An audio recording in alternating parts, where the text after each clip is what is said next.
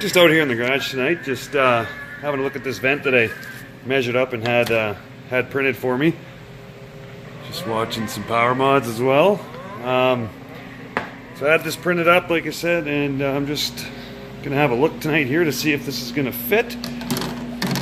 But when I line it up here, looks like it's pretty close. I'll pop my vent out and see if that's actually gonna work.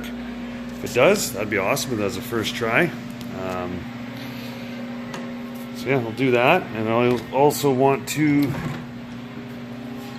pop this exhaust out and do my chain case oil, and then I've also got to seal up this exhaust joint here, make sure it stops spitting oil everywhere on me.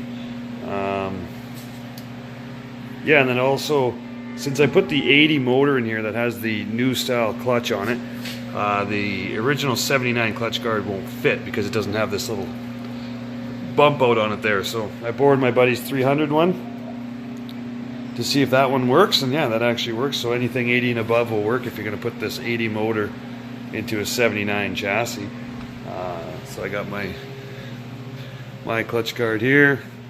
I'm going to get this blasted and painted to get rid of all this rust, and spare belt, some chain case oil, spare plug, and I'm ready to rock and roll. One other thing I might do this year, depending how lazy I am, is do the drive bearing on this side of the drive shaft. It's not a bad idea because it's just a sealed bearing that's greased. So these bearings are generally in here, are always in the chain case, are always pretty good, you know, with the constant supply of oil they're getting from the chain whipping around. But that other side is just greased, and not a bad idea to redo that one. So, alright, I'm going to have a look at this vent. Alright, so pop my vent out here and put this one in. Looks like I missed the mark a little bit.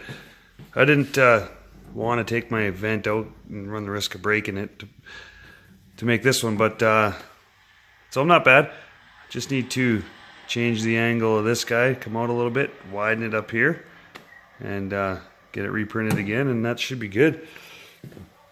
Second try, I should have it, but yeah, kind of sucks I didn't get it on the first try, but oh well.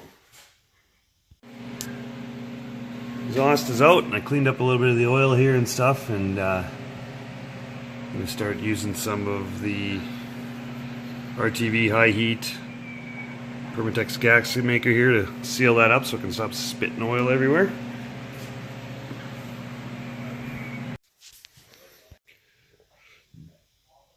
Back on. Alright, time to pull off this cover for the chain case. See what, hopefully no surprises in there.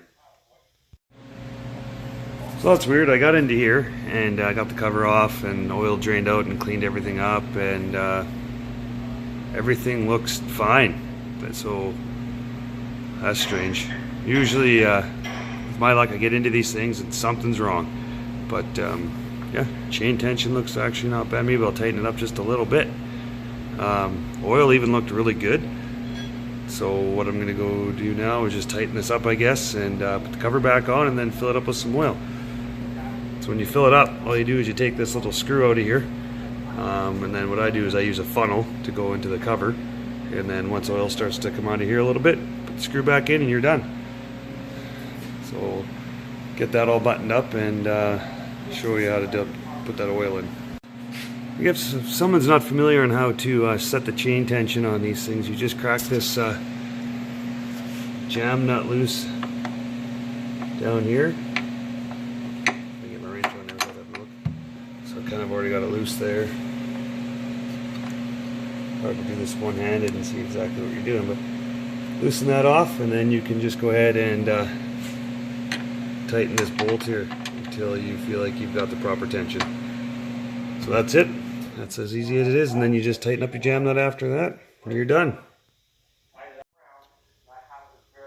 Alright, so like I said, I just you pop this rubber cap out, I put a funnel in here. There's one Phillips screw that you take out of here. So then I just start dumping oil into here until oil starts coming out of here. Then you know you've got the correct amount. Simple as that. There you go, easy peasy. Chain case oil is done.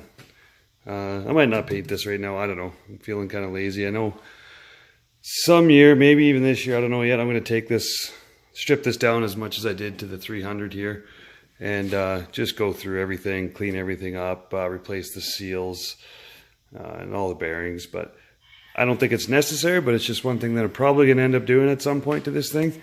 Get that skid out of there and go through the whole thing and make sure all the bearings are good and there's no cracks in the suspension or any of the swing arms or any of that stuff. So I'll end up doing that. I'm just getting excited to go for a ride, and we've got a little bit of snow outside right now. It's getting colder, still not enough to go riding, but